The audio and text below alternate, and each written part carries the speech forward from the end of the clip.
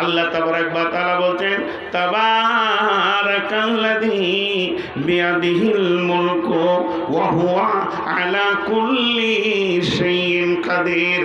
আমার হাতটা ভেঙে গেল, আমাকে নিয়ে চলে গেলেন হসপিটালে রাসাখোয়াতে, চিকিৎসা হলো, ঠিক হয়ে গেল, ডাক্তার দেখলো এবং এটাকে ঠিক করে দিল।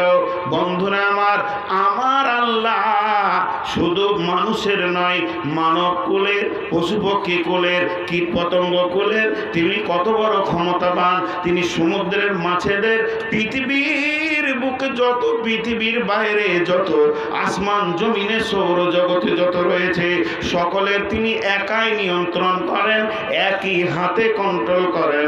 তিনি হলেন বরকতওয়ালা হাত। তাবারাকাল্লাযী বিয়াদিহিল মুলকু, যার হাতে রয়েছে পৃথিবীটা, তিনি বরকতওয়ালা। ওয়া হুয়া আলা কুল্লি শাইইন কাদির। আমার পেটে ব্যথা হয়েছে, রাত্রিবেলায় আল্লাহর কাছে কেঁদেছে, ব্যথা থেমে গেছে।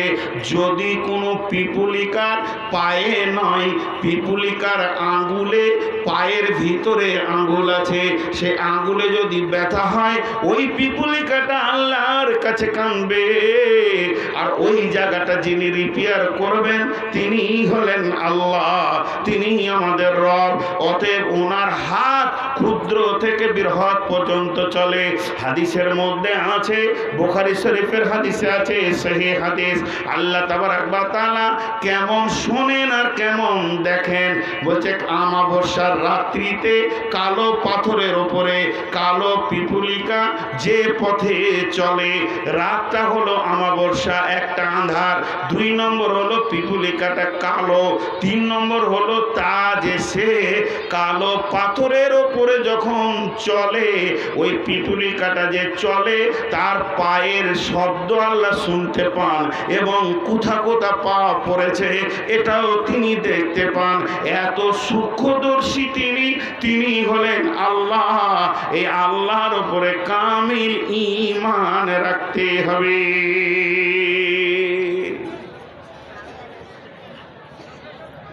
আল্লাহ তো আল্লাহই। এখন আল্লাহকে নিয়ে যদি বলতে শুরু করে দিই তো বাকিগুলো তার পৌঁছানোর সময় হবে না। তো আল্লাহ শর্টে একটা কথা বলেছেন কি, ফাযকুরুনি আযকুরুকুম ওয়াশকুরুলি ওয়ালা তাকফুরুন। তুই আমাকে স্মরণ কর, আমাকে ডাক, আমি তোকে দেখব, স্মরণ করব মানে খেয়াল রাখবো। তুই আমাকে ডাকবি ঈমানের সঙ্গে, আমি তোকে ডাকবো ক্ষমার সঙ্গে, স্মরণ করব ক্ষমার সঙ্গে। ওয়াশকুরুলি, তোকে মানুষের সমাজে যেমন বানিয়েছি, আমি বাঁঠা বানিয়েছি, হাইটলা বানিয়েছি, ল্যাংড়া বানিয়েছি, লোলহা বানিয়েছি, গরিব বানিয়েছি, খোঁড়া বানিয়েছি, মাথা মোটা বানিয়েছি, চিকন বুদ্ধি বানিয়েছি, ওর ওপরেই তুই শুকরিয়া করে নিবি। ওয়ালা তাকফুরুন, আমার বিরুদ্ধে মুখ খুলবি না। আল্লাহ, আমিও যেমন হাত পাওয়ালা মানুষ, তেমনি আমার পাশের বাড়ি কোম্পানি হাত পাওয়ালা মানুষ, ও এসি গাড়িতে চাপবে আর আমি রাস্তায় হেঁটে রিক্সা চালিয়ে মরব। এইরকম ধরনের খবরদার আমার বিরুদ্ধে কোনো কালাম করবি না। কেন? যেদিন কিয়ামত হবে সেদিন বুঝতে পারবি। এটা আল্লাহর উপরে ঈমানের ছোট কথা বললাম, বেশি বলিনি। আখিরাতটা বাদ দিলাম। ফেরেশতার উপরে ঈমান, ওয়াল মালাইকা, আমরা বলি জিন, মানুষ এবং জিন। জিন মানে কি? জিনের শব্দের অর্থটাই হলো, জিন শব্দের অর্থই হলো অদৃশ্য, যাকে দেখা যায় না তাকেই বলা হয় জিন। তাহলে একটা হলো মানুষ আর একটা হলো জিন। জিনকে দেখা যায় না, জিনের সাথে দেখা সাক্ষাৎ করা যায় না, তবে যদি তারা ইচ্ছা করে দেখা দিতে পারবে। এ ব্যাপারে অনেক দলিল আছে। কিন্তু জিন যেমন দেখা যায় না, আল্লাহর আর একটা মাখলুক রয়েছে, এর নাম হলো ফেরেশতা। একেও দেখা যায় না, আল্লাহ রাব্বুল আলামিন বলেন, ওরে আমার গোলাম রে, তোদেরকে ফেরেশতার উপরে ঈমান আনতে হবে। কেন কেন কেন? তবে শুনেলে, আমার ফেরেশতা বিভিন্ন ডিউটিতে আছে। কবরের ডিউটি কিছু ফেরেশতা আছে, জান কবজের ডিউটি কিছু ফেরেশতা আছে, আমার আরো সে কিছু ফেরেশতা রয়েছে। প্রথম আসমান, দ্বিতীয় আসমান, প্রতিটি আসমানে স্তর বাই ফেরেশতা রয়েছে। পৃথিবীর বুকে কিছু ফেরেশতা নিয়োজিত আছে। এগুলো হলো আমার সিআইডি। তোমরা যখন কোনো আমল করো, তখন এরা এইগুলোকে সুন্দর করে করে করে করে নিয়ে লিখে রাখে। অতএব ফেরেশতার উপরে যদি তোমার ঈমান থাকে, তোমার দ্বারা বুকে সাহস হবে না কোনো গুনাহকে তুমি করো। ফেরেশতার উপরে ঈমান। এরপরে হলো কিতাব। এই কিতাবটা কি না সত্য?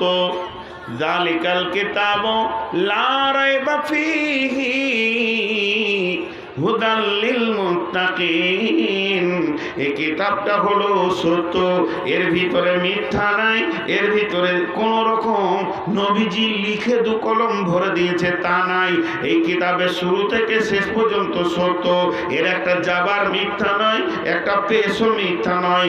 এই কিতাবটাতে যা আছে সত্য, এটাকে মেনে নিতে হবে, এটাকে আমলে আনতে হবে। আল্লাহ তাবারাক ওয়া তাআলা কোরআনে বলছেন, ওয়াল হাফিদুনা লিহুদুদিল্লাহ। আমার হুদুদ যে তোদেরকে দিয়েছি, আমার যে কানুন তোদেরকে দিয়েছি, এর ভিতরে গণ্ডিতেই তোদেরকে জীবনে থাকতে হবে। অতএব কিতাবের উপরে ঈমান। আর 4 নম্বর হলো নবীদের উপরে ঈমান। যত নবী এসেছিলেন সমস্ত নবী সত্য, নবীদের ভিতরে কেউ মিথ্যা ছিলেন না। এর উপরে কামিল ঈমান আনতে হবে। আমার উপস্থাপনা শেষ,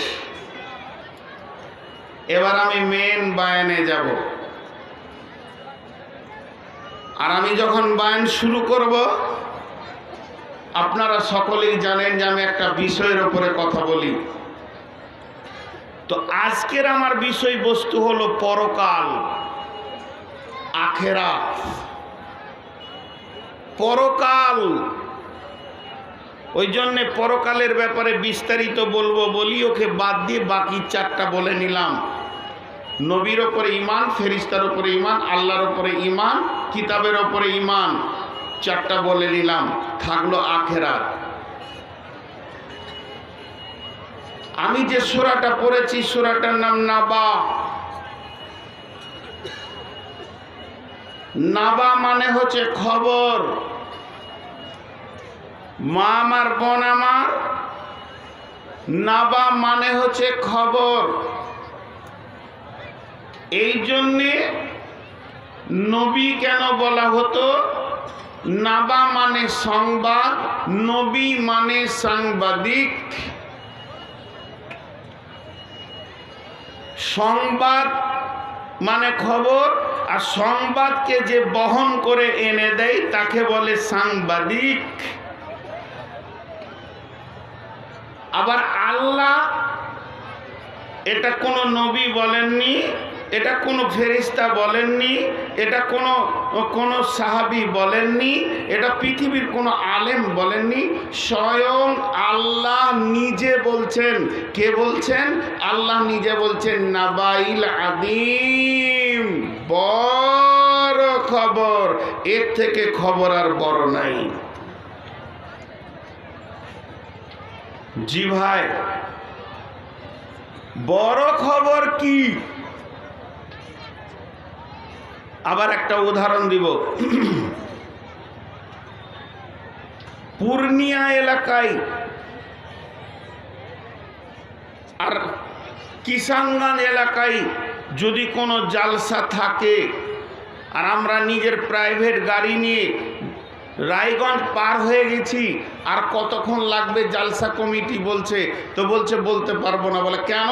বলে ডালখোলার খবর জানি না। ডালখোলা গাড়িওয়ালাদের জন্য একটা ভয়ানক জায়গা। যতক্ষণ ওইটা না পার হব ততক্ষণ কতক্ষণে পৌঁছাইছি বলতে পারবো না। এক যুগে ছিল কালিয়াচর,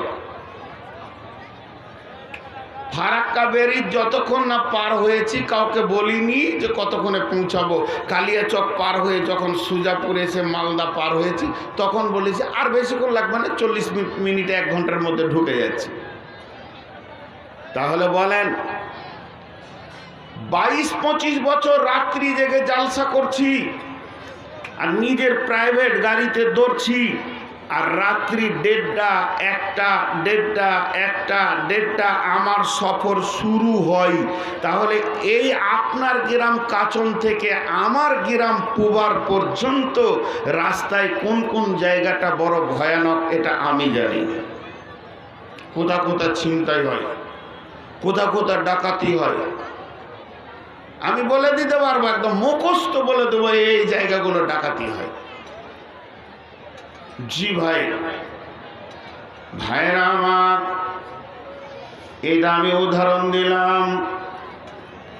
এটা তো আমার দুনিয়ার সফর জালসা থেকে বাড়ি, কিন্তু আমাদের একটা বড় সফর রয়েছে এই পৃথিবী থেকে জান্নাত পর্যন্ত। পৃথিবী থেকে জান্নাত যেতে গেলে কটা জায়গাতে আপনাকে আটকানো হবে, ক জায়গাতে আপনাকে ব্যারিকেড পার হতে হবে, কই জায়গাতে আপনাকে আল্লাহর ফেরেশতার সঙ্গে মোকাবেলা করতে হবে, কই জায়গাতে আপনাকে কঠিন কঠিন জায়গা পার হয়ে যেতে হবে। বন্ধুরে, প্রথম নম্বরে পড়বে কবর, কবরের পর কিয়ামতের ময়দান, আর কিয়ামতের ভিতরে 3 জায়গাকে আল্লাহর নবী বলেছেন বড় কঠিন। এটা আম্মা জানা এসাকে বলেছেন। এবার ওই 3 জায়গা যখনই অতিক্রম হবে তখনই সূরা মারিয়ামে ঢুকে গিয়ে 71 নম্বর আয়াতটা দেখেন, আর একটা জায়গা রয়েছে পুলসেরাত। এই পুলসেরাতটা পার হয়ে যখন আমি জান্নাতের গেটে গিয়ে দরজাটা ধরব তখন আমি নিশ্চিত হব আর আমার কোনো চিন্তা নাই। যেগুলো কঠিন জায়গা ছিল এগুলোকে আল্লাহ আমাকে ধীরে ধীরে ধীরে ধীরে পার করে নিয়েছে। কিন্তু বন্ধু, এই কঠিন জায়গাগুলোর মধ্যে যদি কেউ কবরে আটকে যায় আর তার চিন্তা করতে হবে না, হাসরের ময়দানে আটকালে আরো বিপদে পড়বে। আবার পুলসেরাত রয়েছে আর একটা জায়গা যেখান থেকে মানুষ টপ করে একদম জাহান্নামের ভিতরে পড়বে। জি ভাই, চলেন কবরের কথা আজকে বলছি না। আম্মা ইয়াতাসাআলুন, আমার আল্লাহ তার নবীকে বলছে, নবী হে, কোন জিনিসের ব্যাপারে তোমাকে প্রশ্ন করা হচ্ছে? আনিন নাবাইল আযীম, বড় খবরের ব্যাপারে হে নবী তুমি বলে দাও। কাল্লা সায়ালামুন, অতি সত্বর তোমরা জানতে পারবে।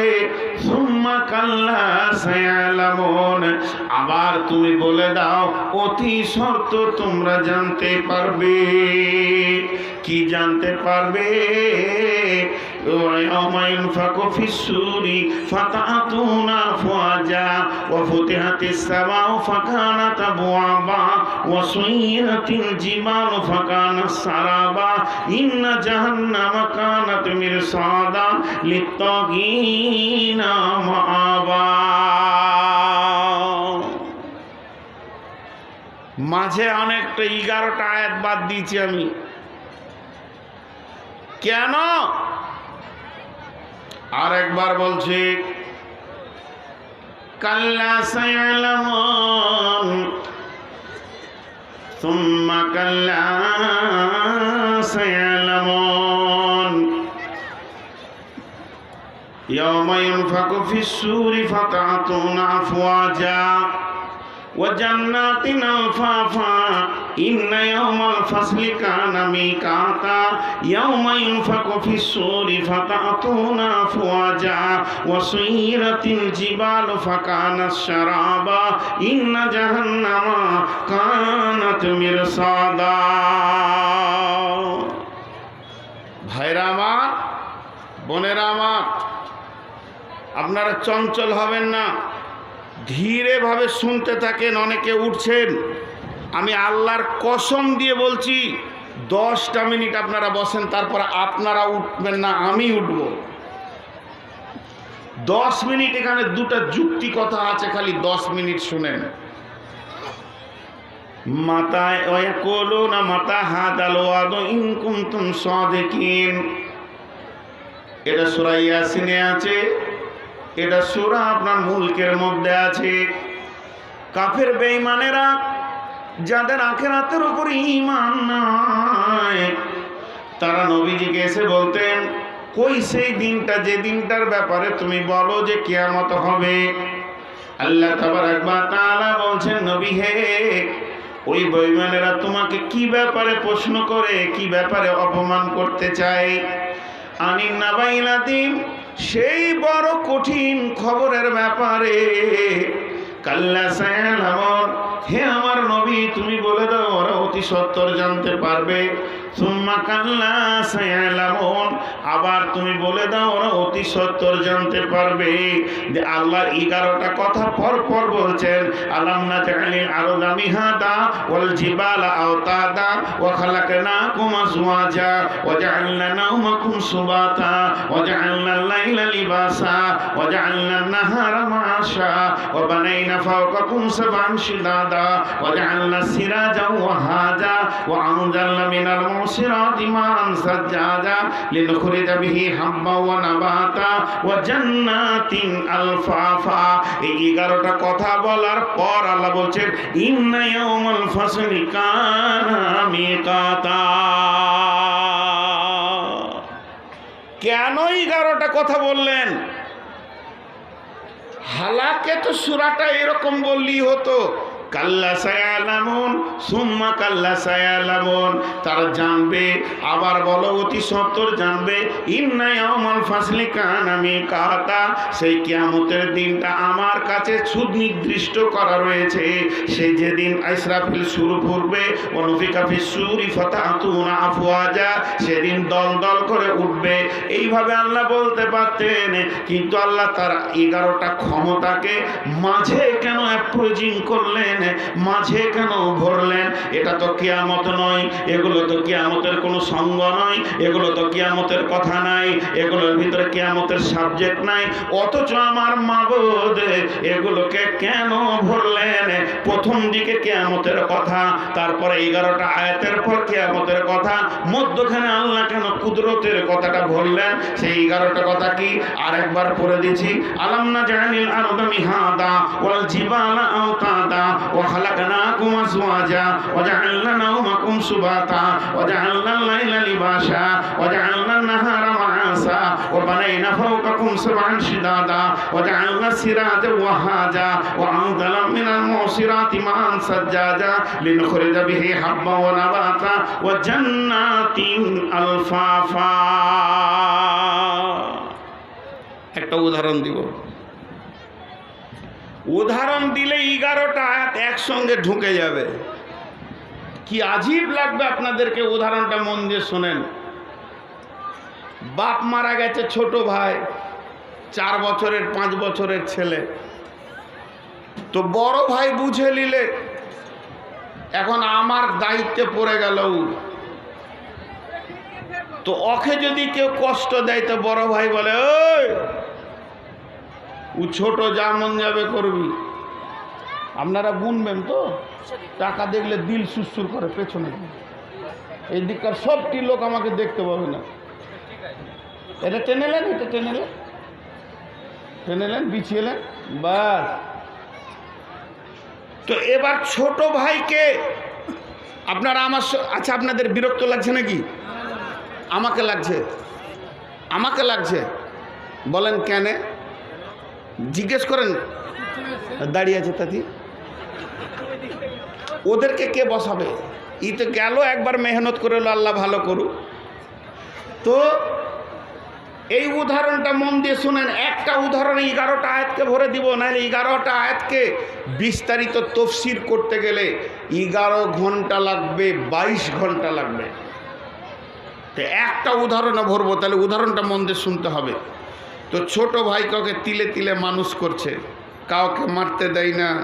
বড় ভাই বাপের মতো গার্জেন হয়েছে, ও মাধ্যমিক পাস করলো, এইচএসে ভরলো, এইচএসে ভালো রেজাল্ট করলো, চল তোকে ইঞ্জিনিয়ার করব, ইঞ্জিনিয়ার করলো, চাকরি করে দিল, টাকা লাগবে চাকরিতে 20 লাখ, জমি বেচে দিলে অন্য ভাইরা মন ভারী করছে, ওর একা জমি বেচবি, বলে চুপ করে থাক, আজকে বাপ থাকলে ব্যস্ত।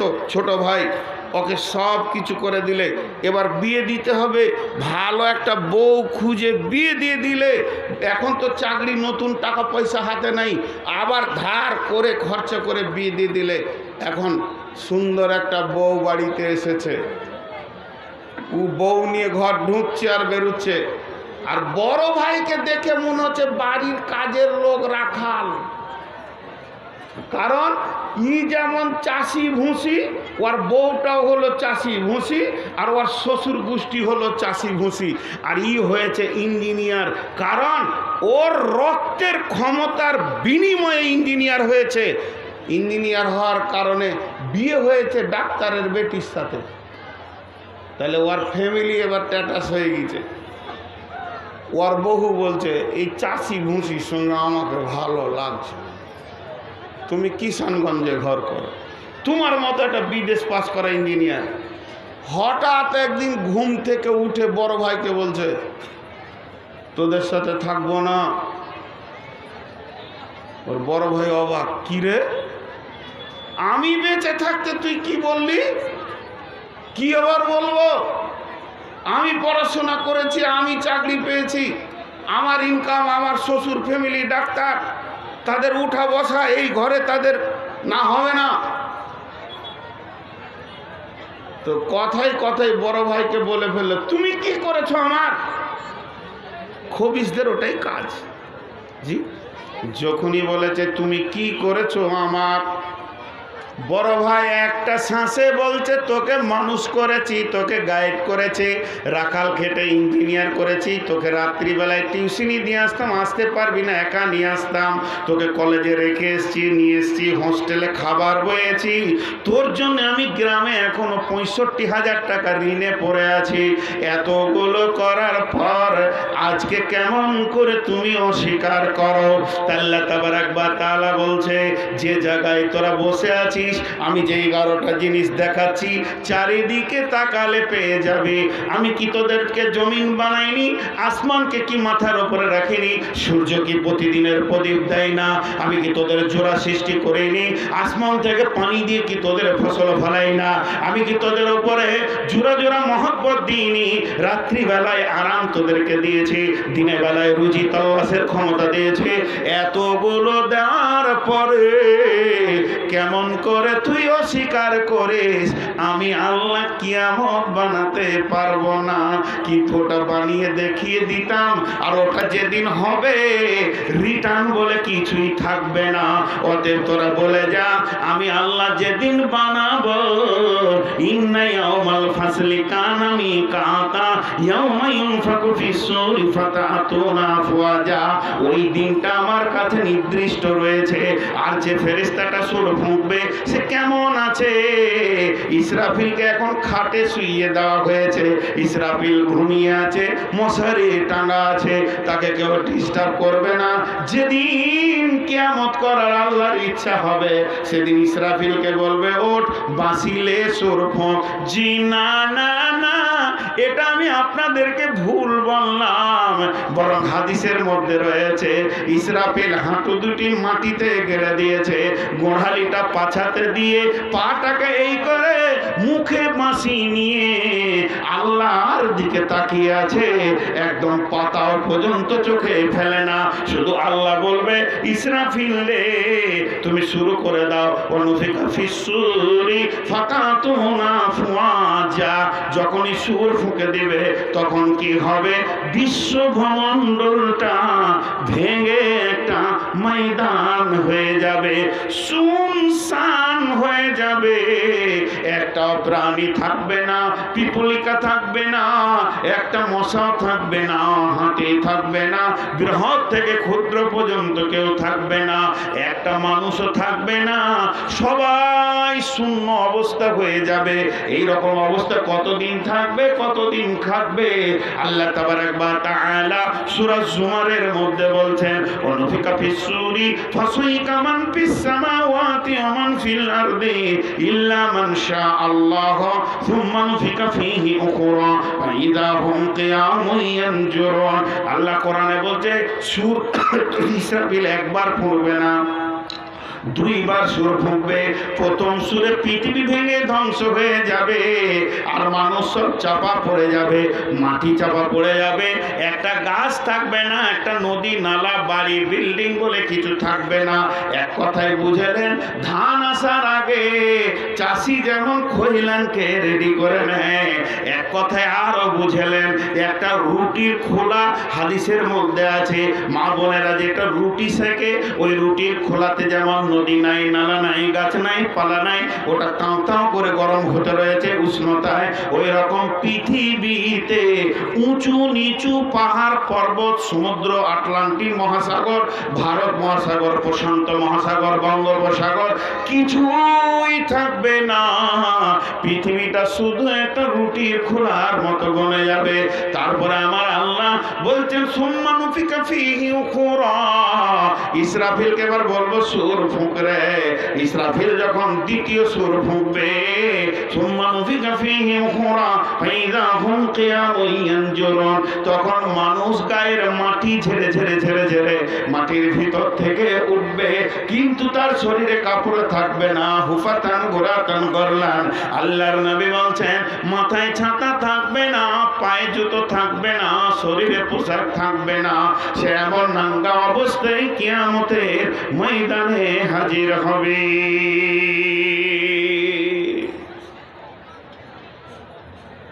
জি,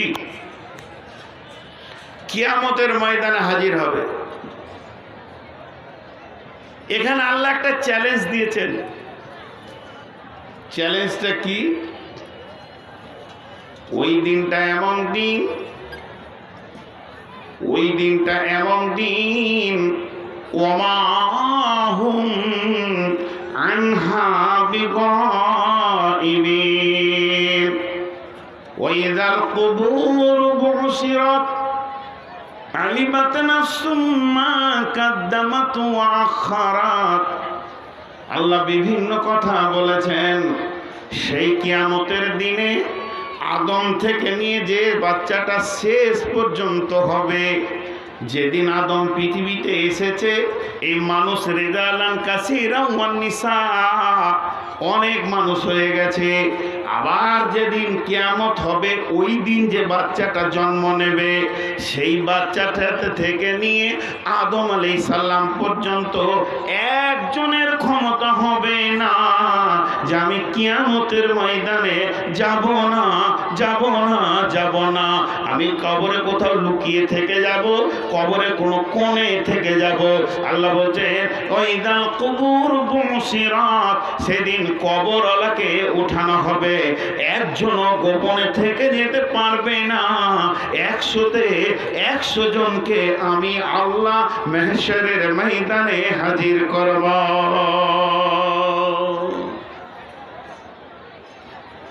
জি, আল্লাহ হাজির করবে।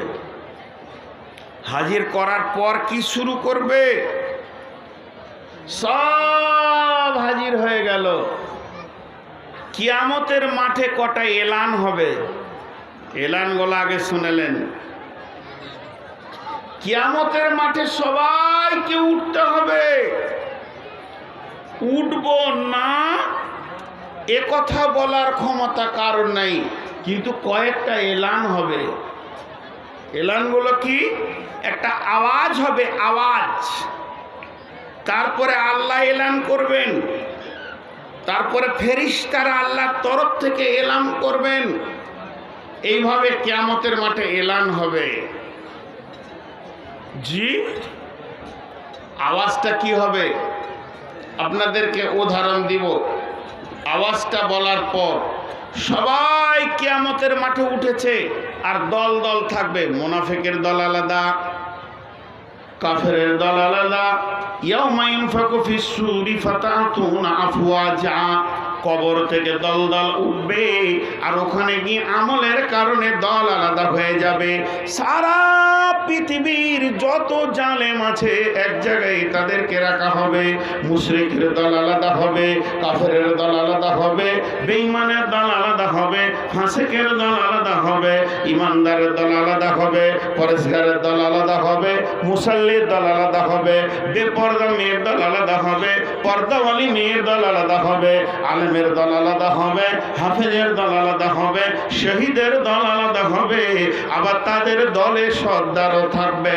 বিশ্বনবী বলেছেন, সারা পৃথিবীর যত শহীদ কোরআনের জন্য নিজেকে জান দিয়েছে তাদের দল আলাদা হবে। ওই দলের শহীদের নেতা হবে কে? হযরত আমির হামজা রাদিয়াল্লাহু তাআলা আনহু। যত আলিম উঠবে সমস্ত আলিমের দলের নেতৃত্ব দেবে কে? হযরত মুআজ বিন জাবাল রাদিয়াল্লাহু তাআলা আনহু। এইভাবে হাফেজে কোরআন উঠবে, এইভাবে মুফাসসির উঠবে, আর তাদের দলে সর্দার থাকবে, আর দল দল উঠবে। যত জালেম উঠবে জালেমের দলকে নেতৃত্ব দেবে ফেরাউন নেবে, নমরুদ দেবে, হামান দেবে, সাদ্দাত দেবে। এই পরিস্থিতি কিয়ামতের মাঠে যখন চলবে এই অবস্থায় একটা আওয়াজ আসবে, আওয়াজ। আল্লাহ কোরআনে বলছেন, বিসমিল্লাহির রহমানির রহিম, ফাইন্নামা হিয়া জাজরাতুন ওয়াহিদা, ফাইন্নামা হিয়া জাজরাতুন ওয়াহিদা, ফাইন্নামা হিয়া জাজরাতুন ওয়াহিদা। একখানা আওয়াজ কিয়ামতের মাঠে হবে, সমস্তকে এক জায়গায় জমা করে দিবে।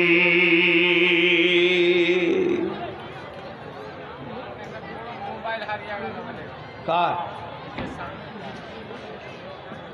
জি বলছি ভাইয়া, বিরক্ত হয়েন না, আল্লাহর রাস্তে শুনেন, এগুলোই আসল আওয়াজ। একটু ধৈর্য ধরে, হ্যাঁ বলছি তো খুব ধ্যানের সঙ্গে শোনেন। সে আওয়াজটা কেন হবে? কিছু আওয়াজ আছে, সাউন্ড আছে, মানে নাই। জি ভাই, একটা কথা ছোট্ট করে এলান করছি। একটা মোবাইল হারিয়ে গেছে।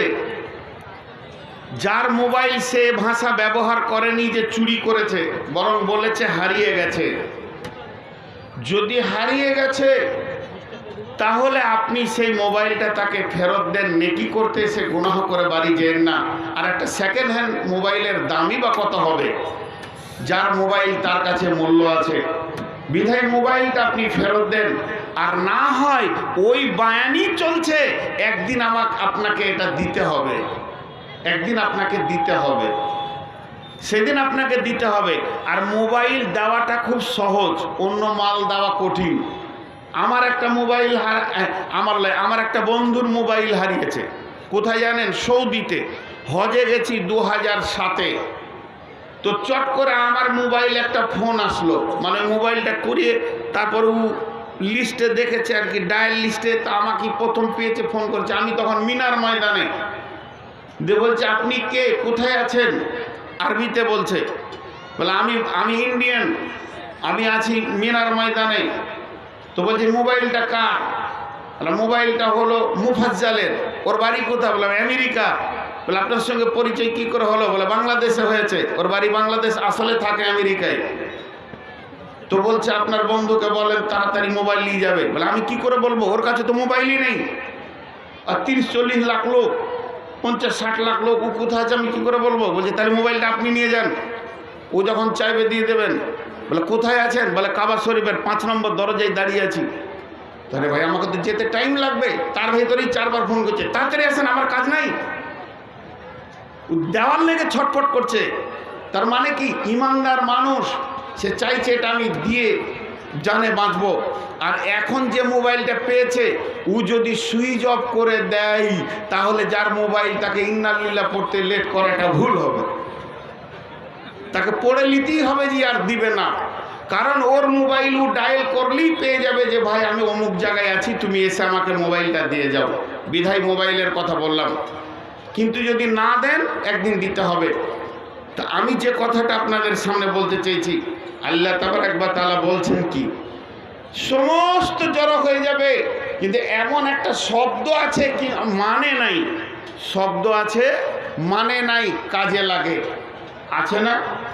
শব্দ আছে মানে নাই, কাজে লাগে।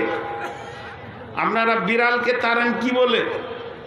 জি, বিড়াল হাঁড়িতে মুখ দিতে আসছে, কি বলেন?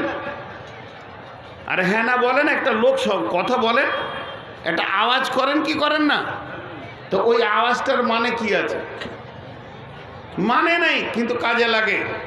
আমি এই মাদ্রাসার শিক্ষক, 20-25টা ছেলে ঝগড়া করছে আর মাগরিবের টাইম হতে চললো, তা আমি জোরে চেঁচালাম, এটা মানে কি? কোনো ডিসিশন নিতে পাওয়া যাবে না। আর আওয়াজটা দেওয়ার সঙ্গে সঙ্গে ওরা কি করলো? খেলা ছেড়ে দিয়ে মেরে দিল, উজু করে মসজিদে ঢুকে পড়লো, কাজ হয়ে গেল। আওয়াজটার মানে নাই। আমি যেটা বোঝাতে চাইছি, আল্লাহ তাবারক ওয়া তাআলা বলছেন ফাইন্নামা হিয়া জাজরাতুন ওয়াহিদা, আমি কিয়ামতের মাঠে একটা আওয়াজ মারবো, আর এত জোর আওয়াজটা মারবো, আমার আওয়াজের ভলিউমটা এমন হবে, আল্লাহ মারবেন, আল্লাহ কাকে দিয়ে মারবেন এটা আল্লাহ নিজে জানেন।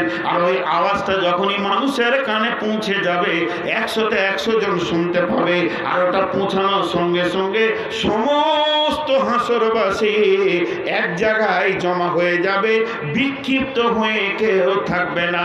ফাইন্নামা হিয়া জাজরাতুন ওয়াহিদা।